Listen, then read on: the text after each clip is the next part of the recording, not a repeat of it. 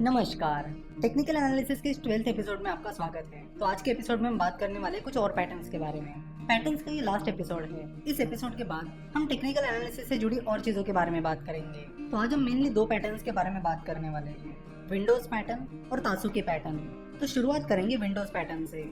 Basically दो तरह के विंडोज पैटर्न होते हैं, राइजिंग विंडो पैटर्न और फॉलिंग विंडो पैटर्न। तो इन दोनों को समझने से पहले हम समझते हैं कि विंडो क्या होता है। तो विंडो का मतलब होता है गैप। जैसे कि आप यहाँ पर देख सकते हो कि इन दो कैंडल्स के बीच एक गैप है और इस गैप को ही विंडो कहते हैं। चलो तो बात करते हैं राइजिंग विंडो पैटर्न के बारे में। तो राइजिंग विंडो पैटर्न कुछ इस तरह दिखता है।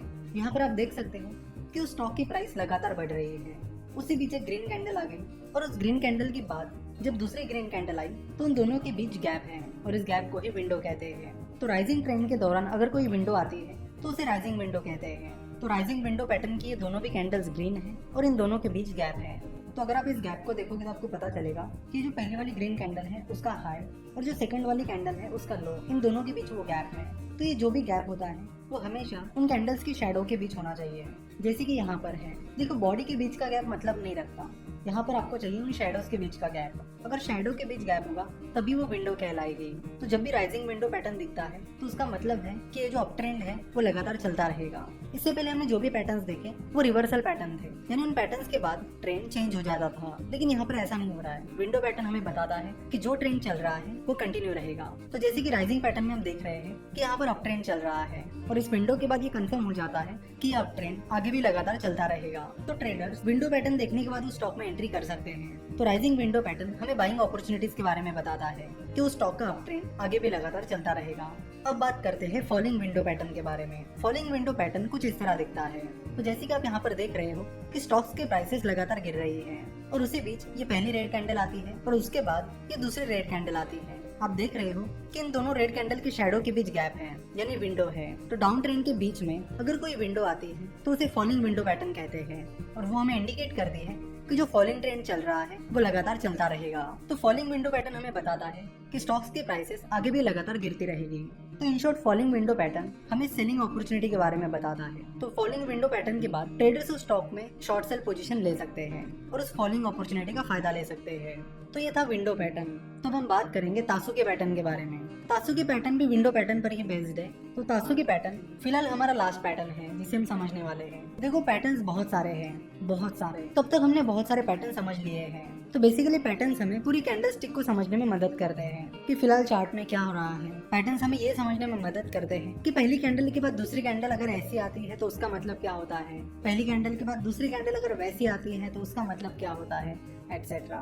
जरूरी नहीं है कि आपको सारे पैटर्न्स याद रखने चाहिए, बस आपको उनको अच्छे से समझना चाहिए ताकि कैंडलस्टिक चार्ट पर कुछ भी दिखे आप उसे तुरंत पहचान पाओ कि फिलहाल उस स्टॉक में क्या चल रहा है और उस स्टॉक में आपको एंट्री लेनी चाहिए या नहीं लेनी चाहिए और उस स्टॉक में जो भी चल रहा है उसका मतलब क्या है। चलो तो तासुकी पैटर्न को समझते हैं। बेसिकली दो तरह के तासुकी पैटर्न होते हैं, अपवर्ड तासुकी और डाउनवर्ड तासुकी। तो पहले बात करते हैं अपवर्ड तासुकी के बारे में। अपवर्ड तासुकी पैटर्न कुछ इस तरह दिखता है और जैसे कि नाम में ही लिखा है अपवर्ड, तो आप समझ रहे हो कि एक बुलिश पैटर्न है जो कि अपवर्ड ट्रेंड के दौरान आता है। तो यहाँ पर स्टॉक्स की प्राइसेस लगातार बढ़ रही है, उसी बीच एक ग्रीन कैंडल आती है और उस ग्रीन कैंडल के बाद एक गैप आता है, यानी एक विंडो आती है। तो इस गैप यानी विंडो के बाद जो कैंडल्स है, इन दोनों कैंडल्स के साइज आप देख सकते हो लगभग सेम ही है। तो तासुकी पैटर्न की कंडीशन है कि गैप के बाद जो दो कैंडल्स आती है उनकी साइज एक दूसरे से समान हो। तो इस पैटर्न में ये जो तीसरी कैंडल है उसकी क्लोजिंग प्राइस उसके पहले वाली कैंडल की क्लोजिंग प्राइस से कम है। तो तासुकी अपवर्ड पैटर्न भी हमें ये इंडिकेशन देता है कि उस स्टॉक में जो अपवर्ड ट्रेंड चल रहा है वो चलता रहेगा। ट्रेडर्स उस स्टॉक में एंटर कर सकते हैं और बाइंग पोजीशन ले सकते हैं। तो अपवर्ड तासुकी पैटर्न हमें बताता है कि उस स्टॉक में जो अपवर्ड ट्रेंड चल रहा था वो चलता रहेगा और ट्रेडर्स उस स्टॉक को बाय कर सकते हैं। अब बात करते हैं डाउनवर्ड तासुकी पैटर्न के बारे में। डाउनवर्ड तासुकी पैटर्न अपवर्ड तासुकी पैटर्न के बिल्कुल अपोजिट होता है।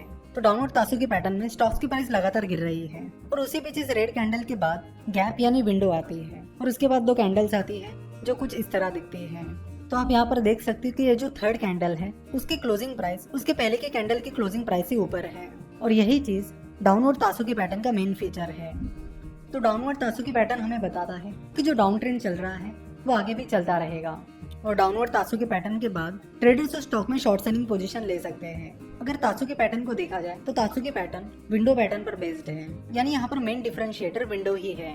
विंडो से हमें पता चलता है कि जो ट्रेंड चल रहा है वो चलता रहेगा, इसलिए आपको तासुकी पैटर्न पर ज्यादा ध्यान देने की जरूरत नहीं। आप विंडो को देखते रहिए, विंडो आपको काफी अच्छी इंडिकेशन दे देंगे। बस एक चीज होनी चाहिए कि जो पहला वाला ट्रेंड है वो काफी लंबा होना चाहिए, यानी अगर लगातार अप ट्रेंड चल रहा है और उसके बाद गैप यानी विंडो आती है तो उसका मतलब है कि वो पैटर्न चलता रहेगा, यानी वो अप ट्रेंड चलता रहेगा। तो यहाँ पर हमारे पैटर्न समाप्त होते हैं। यहाँ से आगे हम टेक्निकल एनालिसिस में जो बाकी इंपॉर्टेंट चीजें होती है उनके बारे में बात करेंगे। आशा करता हूँ कि अब तक जितने भी पैटर्न्स आपको समझाए गए हैं वो आपको समझ में आए होंगे। और आज जिन पैटर्न्स के बारे में हमने बात की, यानी विंडो और तासु की पैटर्न्स के बारे में हमने आज जो बात की, वो भी आपको अच्छे से समझ में आई होगी। तो अगले कुछ लेक्चर्स में हम टेक्निकल एनालिसिस से जुड़ी बाकी और चीज़ों के बारे में और साथ ही कुछ इंडिकेटर्स के बारे में बात करेंगे जो आपको ट्रेडिंग करते टाइम काफी काम आएंगे। हमसे जुड़े रहने के लिए आप हमें फेसबुक, ट्विटर और इंस्टाग्राम पर फॉलो कर सकते हो। हमसे जुड़े रहने के लिए आपका बहुत बहुत धन्यवाद।